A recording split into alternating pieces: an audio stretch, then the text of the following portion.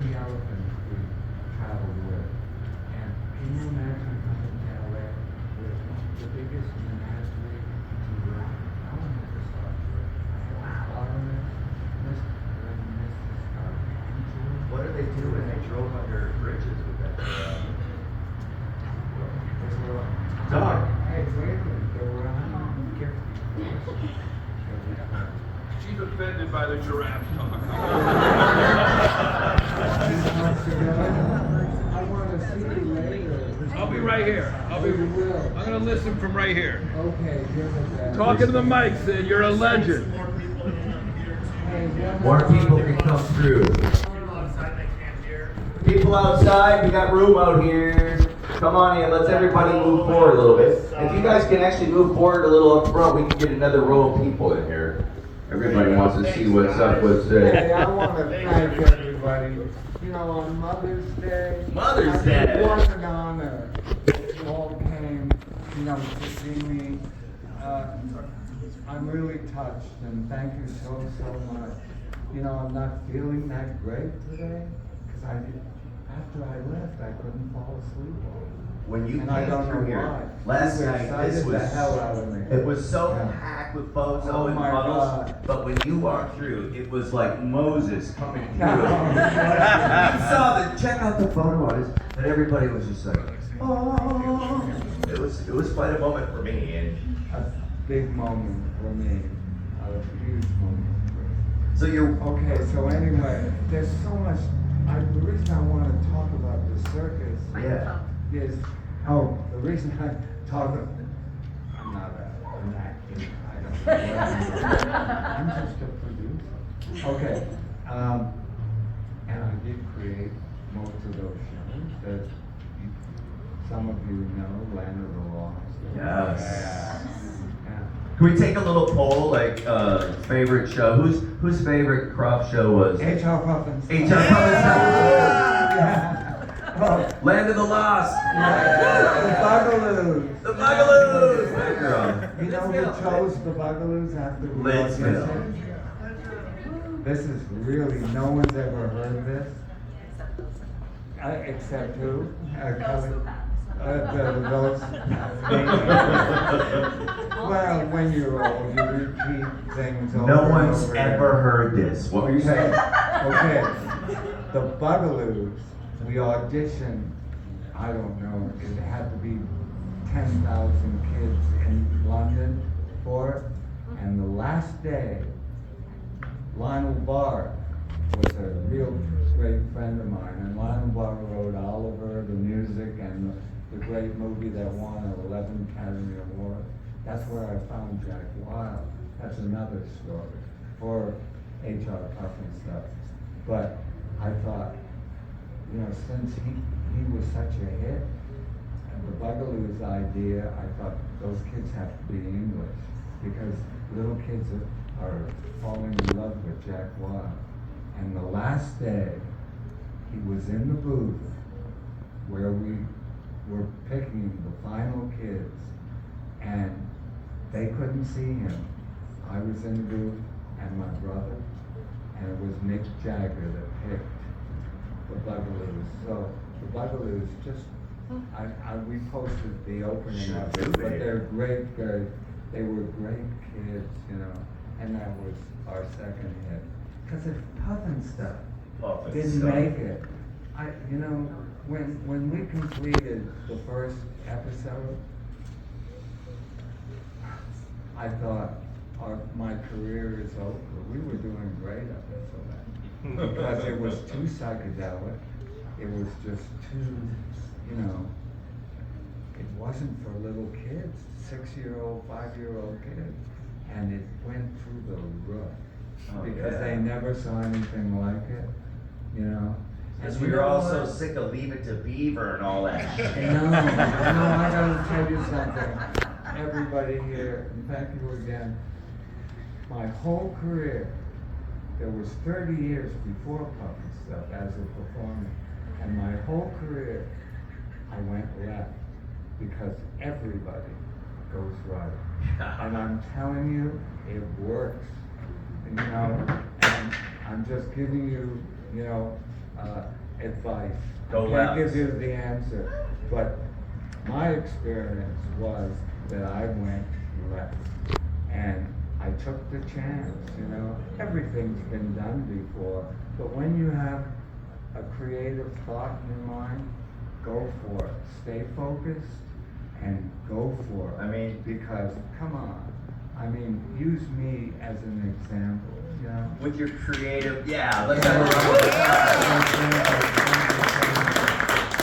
It's such a great example to go left, and I'm just in my head, I'm imagining you showing up with this idea where you're like, okay, here's what's gonna happen. There's this kid, I think it was Butch Patrick, he's gonna sneak backstage at a magic show, and this hat's just gonna grow and grow. He's gonna look at it, he's gonna fall down. Because I love hats. Because you love hats. And all of a sudden, boom, he lands in a world where people are hats and they're talking to each other. I'm a runner, and I was running down at the beach. That's where I created all the shows. This is great. I'm telling you, you hit the second mile, and you can create the world.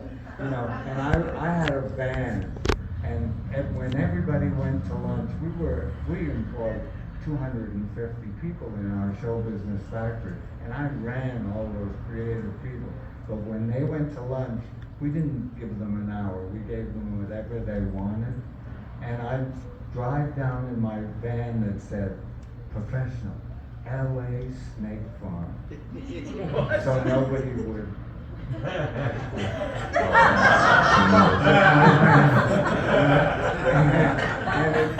And even when I left it in the parking lot, I would put a tape in. Because I love that van. So one day, I had all these hats in my van. Because hats give you, you know, creativity. And so I put this straw hat on that a woman made for me in Maui on the beach out of palm whatever. And I love that hat. And I'm running, and it's a windy day, and my friggin' hat flew off, and I'm running after it saying, come back here, come back. I'm screaming at the hat, the stupid hat. And it flew into the ocean. And oh my God, it broke my heart that I lost that hat. And I did my 9-mile run. I came back to my van. I always lay down for a couple of minutes before going back to work. And because my art department, we had over 25 people. They were all waiting for the next show. All 3 networks waited for the next. We never did a pilot. Never. They bought whatever crap I you know, I mean, they would sit around, you know, I'd be on the floor like all of you, and the executive, I had this big book, art book with all the characters, and I would tell them the story. No script, nobody reads, you know, and I tell them the story, you know, with all the characters, and they always bought it. You know, even when they bought Puff and stuff, we did the banana splits, but only the costumes, and we built them and we put people in it, because we always did that. And don't get me started on McDonald's. Well, that's another story. I mean, I am so full of stories. I'm so grateful, you know, to have the career that I had. And guess what? I'm still working. I'm working on a huge, I just was in Vegas last week on a huge project with Debbie Allen and David Copperfield. And wait till you hear the list of people that are connected. It's my big send-off. I mean, it's, yes, sir. Okay, I know I talk in No, we like this. I mean, let's continue on this. Let me ask you this. What is your all-time favorite character that you developed? With Nicky Nardo, probably. Nicky Nardo. Nicky Nardo. Nicky Nardo was my left and right hand, and I never thought I could paint. because I sat with all those artists. I know how to push a pencil. I know what my mind wants, but I never, just like, we want to play piano or an instrument, and we're afraid of it. We don't take the chance to learn. And Kelly just, I don't know, less than a year ago, taught me how to paint. And I just painted 2 clowns for the show. I'm gonna go grab it. The other one's up there. I'm gonna go The grab other it. one? Yeah, keep talking. Yeah, I mean, it's not a Picasso. But, I mean, it's so relaxing, it's so incredible. And listen.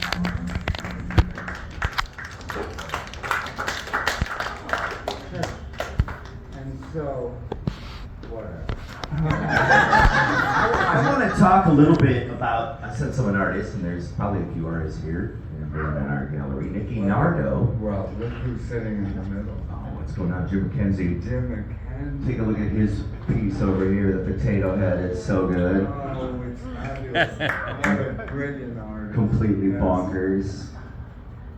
Okay. But I was going to say, now Nikki Nardo came into your fold and helped design and pull together Nikki the color Nardo. schemes and the He's- sets. How did they build those? Were they cardboard? What were they? They were beautiful. Okay, when Puffin Stuff, you asked me what my favorite character, of Yeah, course, I'm jumping it's on. got to be Puffin. It's the first child, And he was in a puppet show at the San Antonio World's Fair for Coca-Cola. And we did 9 shows a day. It was a 25-minute epic. And he became the symbol. He didn't have arms. He was blue. And he became the symbol of the fair. It was like unreal how they captured that character, San Antonio did. And I think that fair ran for about 6 or 7 or 8 months. And so when the network saw the banana splits, they came every day because they were nervous as hell. And they didn't think that a man in a suit, and no one ever did anything like that, and those characters, and they said we're making a big investment. I don't know. We only got $54,000 an episode for Puffin Stick. So I don't know what their big investment was.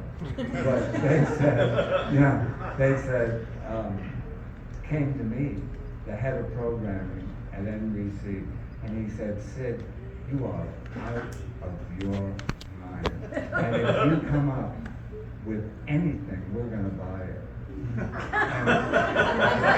Never did television. I didn't think it was going that way, but I didn't know. Yeah, but I didn't know shit about producing a show for television. Yeah, I was on the Ed Sullivan show 2 or 3 times. I did all those big ruts with my act, but I didn't go in the booth. I didn't know how they did that magic. you toured as an opening act for Judy Garland. Yeah, I already said Did you know that? You already said that? Did I miss that? Yeah, the biggest Anyway. star in the world chose me. A Why not? puppet act. A puppet act. But I was her opening act, all through that whole tour. And boy, I got a lot of stories to tell you about her. But I loved her. I took her to the theater, and I took her to the hotel, and I got to tell you something. I had my own dressing room, but she wanted to hang out with me, as she made herself up.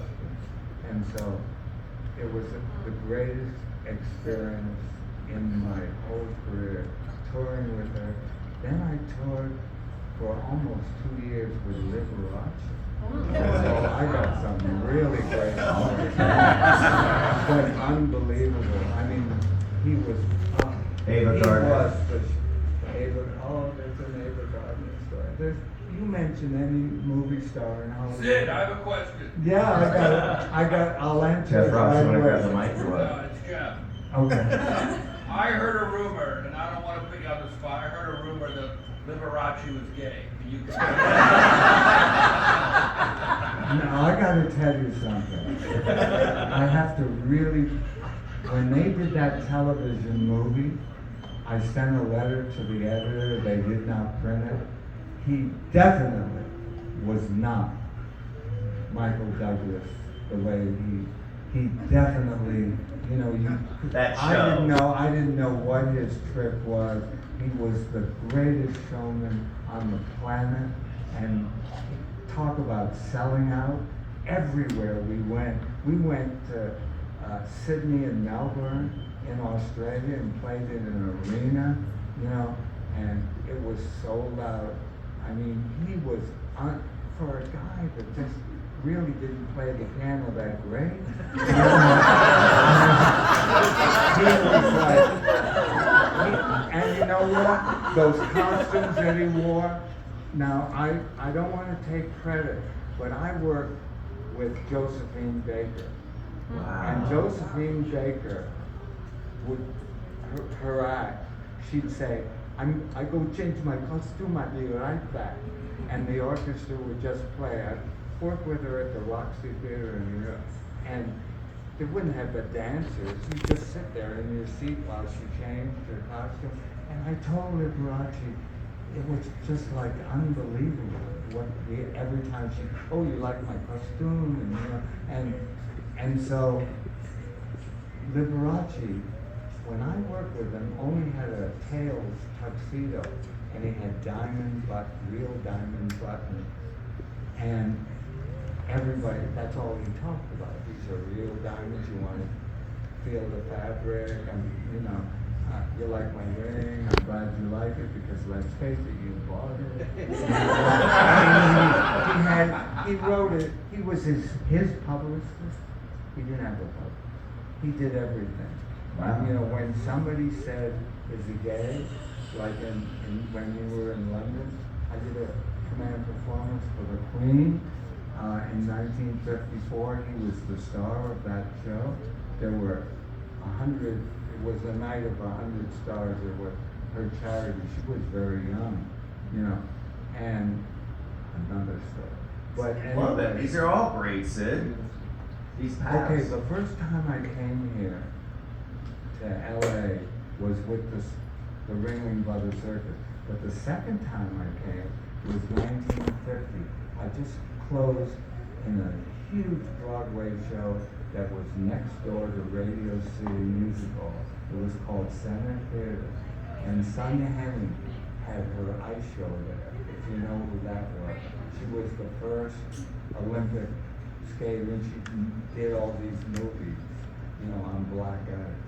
And she had a big Broadway show. And crazy me, I saw an ad, they were looking for a novelty act. I couldn't even friggin' skate. And I went and auditioned and they hired me. I couldn't skate. And I walked away with all the reviews. You know, it was like, no one ever saw it as anything as crazy as that. Okay. Can I jump in here with a little bit of something? Now, I'm 57, and I looked forward to every Saturday morning like it was the best. And it was one show after another, after another, after another. The kids started getting into it so much that the adults started getting into it. Well, and then you started going into primetime television and making these crazy specials with Paul Lynde and Kiss and the Brady Bunch. Yeah, and you broke breakdancing with Tony Basil. There's so many things. And what about Donnie Marie and the Brady Bunch Hour and Barbara Mandrell? You know, Donnie Marie, I'll tell you how that happened. Fred Silverman was the president of NBC. And Fred Silverman called me one day and he said, I saw these two kids on a talk show in Philadelphia, whatever that, it was a famous talk show in the afternoon. And he said, their brother-sister. He said, Donnie is already a teeny boppy star, you know. And she was 14 years old. And they appeared for the first time on the show. And so he said, can I send you the tape of them on the show?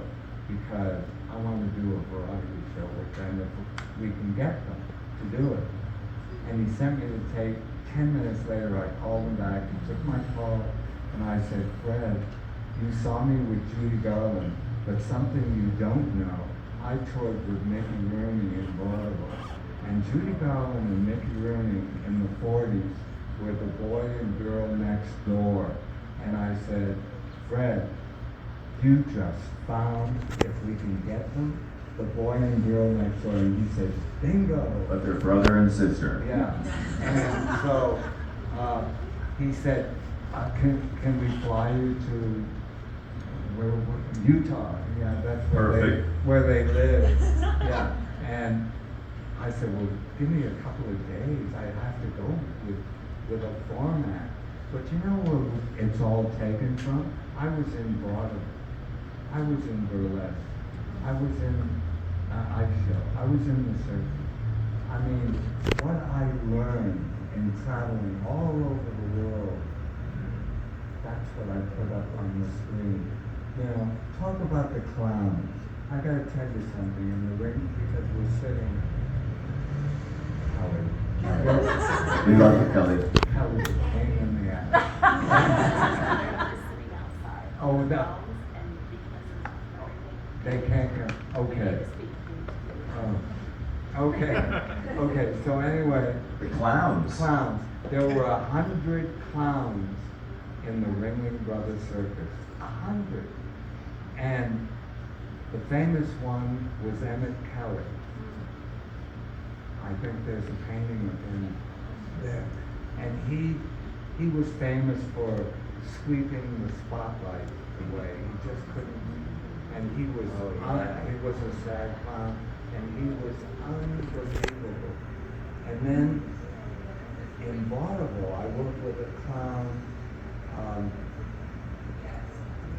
What was his name? You know what? You're gonna Google it? Yeah. No. He has notes. I love this. Oh, I'm sorry. I don't know why I would forget. Joe Jackson was a clown in Vaudeville that came out with a bike that fell apart. You know, pieces of it fell apart. It was the most brilliant clown. As a matter of fact, when he passed away, his son continued, you know, his legacy, and they had a circus, Joe Jackson's circus, that traveled all over America.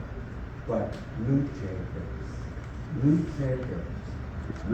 Goose. Yeah, was the clown in the Ringling Brothers Circus. He came out, he was 6'4", skinny clown, great makeup. I never saw them without their makeup. Even at night, at the trains, they always kept it. We never knew who they were, because they were that character, all 100 of them. And when they did the walk around, oh my God, the things that they did. Lou Jacobs had a little dog, and he made a little elephant suit for him, perfect elephant. And everybody thought it was a little baby elephant, and it was a dog. And they did, you know, they would flip over and become something else for a moment, flip back. I mean, it was just, I stole all that stuff for, you know, all the stuff that I've been doing, because everything's been done, but it's like I said earlier, it's the way you approach it. But Jacobs, okay, I started to tell you, came out in this little car. It looked like a toy car, and the headlights were on, and the little door opened, and then his shoe came out. I don't know how. I watched him load in once. You know, he was a contortionist. It was, and this big man came out of this little toy car. But then the clown car, later in the second half, would come. It was a regular car, and the door would open, and 25 clowns, and then Jacobs would be the last one up. I don't know how the hell they did that. Star clown. Yeah, they of course only had the steering wheel, and they dropped the floor. But when they loaded, 15 minutes before they went out, I don't know how they breathed, you know. Wow. Clown Town, as we are here at La La Land Gallery at Bonkers, the Oh. art show And filled with everybody- clowns. and- There's a bunch of clowns sitting out here, Yeah. and I was thinking maybe Last night There were- and people came in costumes. Bozo is here. Oh my God. Puddles. You know Bozo. Nunus. It's David Arquette. Yeah. Oh. There's not much mystery on that one. He bought the rights to Bozo. Oh my God. We all did something during COVID, and that's what David did. And I think it's in the craziest bare hands the best, craziest bare hands it could be in. And he's living it to the max. No, it's terrific. But last night, I got to tell everybody that's watching, if you're in LA, you've got to come to the gallery because it's, you know, La La Land Gallery in it's Hollywood. La La Land Gallery. We're open Saturdays from noon to 5 for the next Santa month's Monica, show. And boy, you're gonna see the most beautiful art. And I see little red dots all over the place. So, Where's Lula? Where is she? Outside. Oh, with the okay. My girlfriend Lula. I just want to give her props because this show was her idea. We were just kind of where's she? Wow. Lula. Where is she? She's Get- straight out. somebody go get her. Somebody go get Lula. Yeah, Lula. Come on in Come here. on, Lula. This is Lula and Sunday. Yeah. Lula's idea. This whole show, and we're just sitting around just going, the world's really getting out of hand. We need something where we can all get together and literally go bonkers, go mental, break out of our minds. And that was the idea behind this show. And she sent me a little post in Marketplace for that carousel. And we drove down to Ontario and bought it in some backyard. That thing was covered with dead rats. It was not cool. We cleaned it up, we painted it up, we made it our poster, and that is how this show began.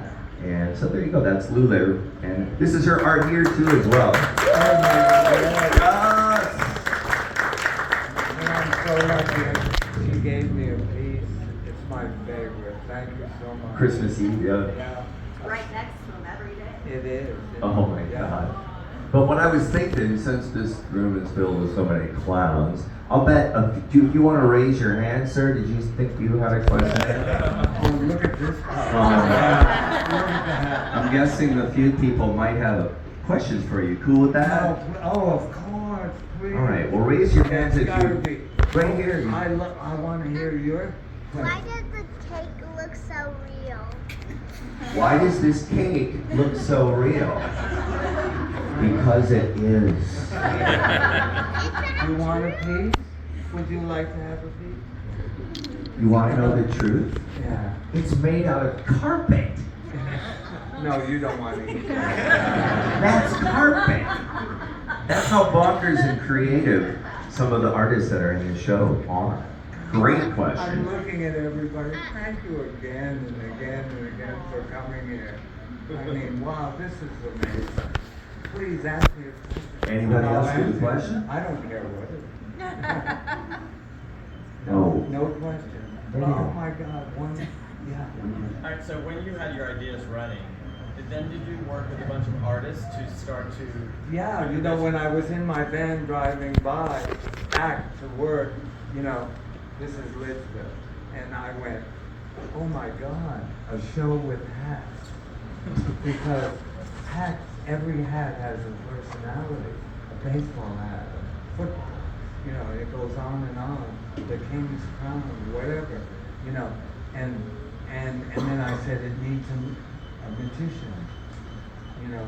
And that Charles Nelson Riley, when I approached him, I knew him. We love Charles Nelson. And when I approached him, he said, come on, I love you, Sid, but I'm not ending my career with a kiss show.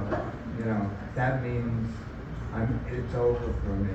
And I talked him into it, just like I did Martha Ray, who I knew. I worked with her in 1952. All those people, Jim Nabors was a huge star. I knew him, you know, and And a hell of a singer. oh my God, huge star. I mean- and he's had a kid show. Oh, come on. You've had some of the greatest talents gravitate to you in your life too. You're really great friends, and some of the really great acts like Paul Rubens Oh, Yeah. Paul Rubens. and, Yeah. and Michael Jackson, Oh. Gone Too Soon. What is it about this brilliant, shining star of talent that leaves too soon? Do you have any thought on that, Mr. Almost 95? No, I don't. I just love waking up every day. Yeah. When I woke up, I couldn't sleep last night. But I'll be fine. It's you that got me back, gave me all the energy. You know, when I was a performer, that's where you get your energy. The audience is going to tell you immediately, I like it or I don't like it. You know, that very second. But on television, when we did puppet stuff, you know, I didn't know. I really didn't know. Oh, they called me with the ratings. I didn't even know what that meant. That's wild. I Yeah. never thought about that side of it. You I send know. your product out there and you wait to go. You just Was don't that cool? know. You don't know. Did I do the right thing? You know, and But you did though, because an entire generation of people, my generation, your generation, we were completely inspired by the colors and the You think? complete weird. well, the colors, because I lived in the world of Technicolor when that first came out. All those musicals, Betty Grable, you know, who I also. I was with Judy Garland at the Fontainebleau in Miami, and she was in another hotel, appearing in another hotel, and so she would disguise herself and get on the bus on Lincoln Avenue just to listen to what the little Jewish ladies and men would say, because that's where the comics would get their material, just listening to them talking. And some lady came up to Betty Grable and said, "Are you the real Betty Grable?" You know, and she said, "What are you doing in a big movie star like you? What are you doing in, you know, Miami?" And it's great. It's great. The public is just unbelievable. They give you so much information. Judy Garland, I was on an elevator with her going down to the showroom, and the doors opened. It wasn't supposed to. We were supposed to go down privately. And this woman got out and she looked over at Judy Garland and she said, "Judy, what happened? You don't look like over the rainbow." She was, and Judy loved. She loved, you know, real comments from real people. We laughed our asses off. It was great. Got any Maryland stories? Yeah. Question. Yeah. You grew up in Atlanta in 1974, I think about 50 years ago. When the park. You could go to, I actually went to the circus at the Coliseum, at Tom Cousin's Coliseum next door with my grandparents, and then came into the Omni. The world of cinema. So some of you only know this guy from TV, but I've been inside. Wait a minute. No, What that was that? amazing. The theme park? The Yeah. theme park. It only lasted 9 months. Have a seat. I want to hear about this theme park. You were there? Yeah. What did you ride? The pinball ride, The right? pinball, you got and inside the the crystal pinball. and the crystal 3-tiered carousel, all mythological, all made out of crystal. People used to, you know, when you came up that escalator, the escalator was 9 stories. Oh, yeah. It didn't stop. It was just one span. There'll never be another escalator like it. And you were in the clouds, and you were greeted. People painted your face, put flowers, and then this big curtain opened up, and we had a huge sideshow, you know, and Did you we had exhale at that bars, point? a pinball ride. Oh my God. Huh? Did you exhale at that point? No, I was just, I mean, I stood, the night it opened was a big celebration. The symphony orchestra, Kate Smith sang God Bless America, and everybody was in tuxedos, you know, And what was it called? The World of Sid Marty Krofft. The World of Sid Marty. I'd love to go back in time for that No, one. and right before it opened, I went down the escalator with Marty, and we looked up at the big sign, you know, and we both started to cry. And you know, wow, look what they did for us. And so I know it only lasted 9 months because people were frightened to death to go downtown because it was crime infested, right? Yeah. And so they were afraid to bring their kids, but it was, And you brought your little brother. and everybody that worked there, yeah, everybody that worked there was a performer. And so when they did a show just for you, everywhere you moved, it was like the Renaissance Fair. That's where the idea came from, you know.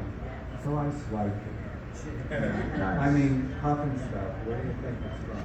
The first movie I ever saw in my life, in 1939, The Wizard of Oz. And that's where I swiped, you know, instead of a girl, I had a woman, the talking tree. You know, I always felt that everything that's alive is alive. Was that, you said that was the first movie you ever saw? The very first movie. Wow, good And choice. I got in for nothing because the guy that lived above us with his wife, an Irish couple, they didn't have kids and they adopted me, and because I was a trippy little kid. And so, you know, when I'm 9 years old. Trippy old dude. Out of mind. Yeah. And he said, he opened and closed the curtain at the Majestic Theater. He said, tomorrow is the premiere. I'll give you a ticket for the trolley. Go with your brother, not Marty, my older brother. Marty was just really young. And have your brother run to the back of the trolley, give you the ticket, and then you'll get on the second trolley, but it's gotta be 6 o'clock in the morning. And if you get to the theater, you come backstage, and I'm gonna sneak you in to see the premiere of The Wizard of Oz. Yeah? Oh. And so he was looking through the curtain and made sure that the manager wasn't in the auditorium. And then he said, just run to an available seat way out on the side of the theater against the wall of the theater, you know. The And adrenaline. and I sat down and Oh. the movie started. And I just knew I wanted to be in that world. I was too tall to be a munchkin, so but I just knew that I was shy, a real shy kid to myself. I had a crystal radio, you know, that I used to, by myself, put a sheet over my bed and listen to, let's pretend it was a radio show on Saturday morning that from Canada, and they would tell a new fairy tale every week, and you had to close your eyes, radio, and use your imagination. Yes. Now, oh my God, there's too many guns. So anyway, Yeah.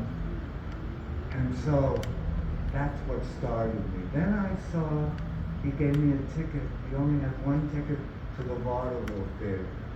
It wasn't a circuit vaudeville theater, it was an independent. It was called Phase Theater.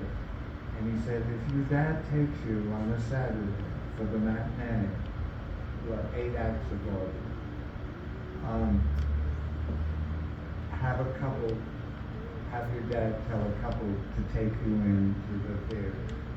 And he did that. And my dad was gonna pick me up after the volleyball thing. And it was the Meglin Kiddies. They were traveling troupe. The El Capitan Theater was built for the Meglin Kiddies here in Hollywood. And that's where that woman, Meglin, she found Shirley Temple, she found Mickey Rooney, all those kids, you know. Amazing. Yeah. And then they traveled all over the country and they played vaudeville theaters for a week, right? And the curtain went up and there was a staircase. And there were all these kids tap dancing down the staircase, but sparks came from their shoes. And to this day, I've had every, special effect guy Try to figure that one try out. to figure that one out. And then it went dark, and there was a suitcase in the middle of the stage. It had to be a kid behind it in black. And the spotlight just hit the suitcase. The suitcase opened up, and a little clown marionette peeked out. And it was an orchestra, but they were all kids in the pit. Wow. That playing the show.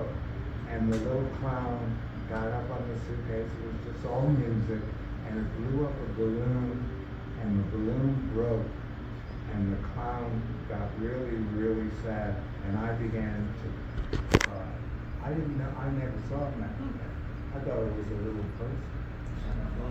And Wow. and the whole audience, louder and louder, the audience said, "Shut that hell up," or whatever. They all screamed at me.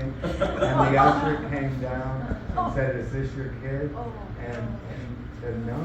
And so they threw me out. I didn't see the end of the act. And I sat in front of the theater and I was bawling for that clown. That's a beautiful Just story. bawling, waiting for my dad, and people would walk by and say, "Should we call the police? Where's your parents?" They didn't know what to do, And then in the first comic book, Superman comic book, there was a kid down the street that had a copy. It was 5 cents. That was a lot of money. And every day we would look at the pictures. I guess we could read, but we just looked at the pictures. And in the back, never looked in the back, there was an ad for a hazel marionette, $3.95.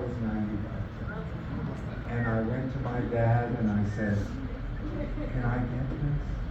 And he never hit me, but he was close. And he said, $3.95. That would feed your family for weeks and weeks. And you're a boy. And A you puppet for a boy? No, a boy, and you want a dolly, right? Right. Yeah. And that stuck with me my whole life. Now I'm doing the command performance for the Queen. And so many years later, I'm 20, whatever I was. And the lady in waiting, we all line up backstage.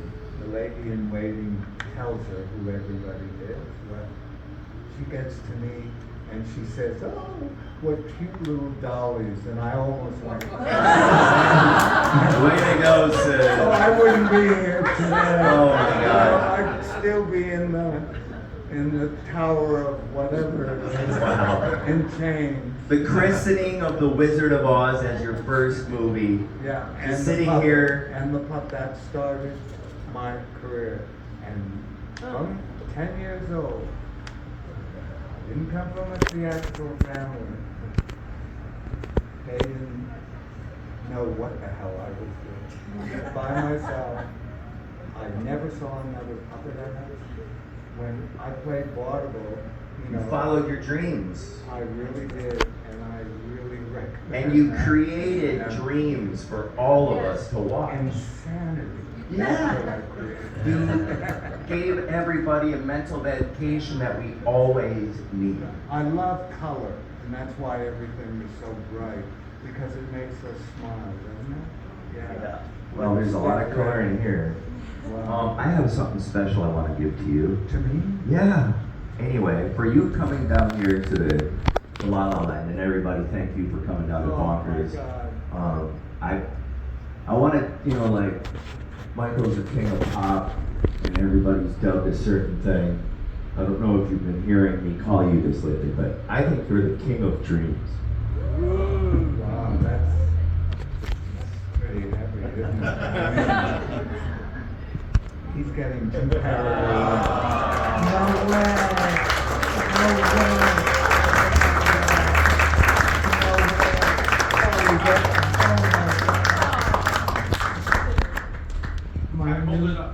My new hit.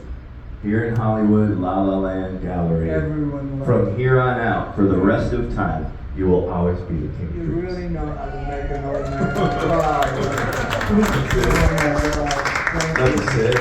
And I love you, and I love every one of you. Thank you so much. Watch me on Instagram. Yeah, do it. Yeah. Follow him. And follow me. I'm obsessed with followers. It's a drug of choice. But Like a drug. don't follow him in real life. That's Jeff Ross's joke, sir. Can you believe it, Jeff? Can you see it? What a trip. All of you. No, Yeah. you're amazing. You got anything you want to say? Yeah, Jeff. I just think that Marty guy is holding you back. Fuck him. You got. Well, Marty did the business, and that was great for me because I used to walk around our show business factory with an imaginary little machine on the side of mine, and I would go into a meeting and I'd push another button because I didn't know what the hell I was talking about, but I had to act like I did with the most creative Disney. Everybody left their jobs to come and work for us because they loved me allowing them to just, open up every thought they had. It wasn't just me. There was hundreds, thousands of people that put our show on, but I never showed anybody a show until I knew I could see it myself. Even writers, I never brought them in. I had walls would come down, and I'd say to myself, "Oh my God," because I'm a dreamer, and all day long. Somebody told me you're the king of dreams. You get too carried away. You're the fault. Yeah. You're the reason. So have we been on an hour? Yeah, it's 4. It's 4 o'clock. They're gonna knock us off. Yeah. But we're gonna, they don't even let me repost it an hour, but we're gonna do it anyway. Instagram, I don't know, they got crazy rules. I did a show. It's an algorithm. Yeah, I. Kelly, are you saving it? Oh, of course, she's gonna post it right away. Did you show everybody? Yeah, show everybody, please. It's Show like romper everybody. room. Hi, everybody. Oh my God. Happy Everybody Mother's say, Day. "Oh yeah, Happy Mother's Day!" Oh my God. There's not a Mother's Day song I was trying to. But can we all just go one? Can you put the camera back up there? Absolutely. And everybody say, "I love you, Sid." I love you more. Thank you, Sid Krofft. You're awesome. Yeah, thank you so much. You really lifted me today because I don't know why I couldn't sleep a moment last night after leaving here. And I was so tired and I was begging whoever to let me have an hour or so. And so I really I felt weird before I came, but you gave me all the energy I needed. I'm Yes. okay. I'm okay. Yeah. And thank you so much. Really good. Thank you, everybody, for coming out to see Sid, coming to La La Land, to Bonkers. We will be open next weekend, noon to 5, and we're going to have a kitten adoption. So if you want to get yourself a cute little cat, that's happening next week. And And stick around because we are going to attempt something we've never done before. If you want to try, we're gonna have a parking lot pie fight. Oh my God, really? Really? No way. Yeah, I don't know why we said that would be a great idea, but we're gonna see what happens. I thought when you said you're going to do something, I thought you were going to What? take your clothes No, off. that would be the worst. I would not do that. Okay, thank you. Thank you so much. Yeah, Thank you, dude. everybody.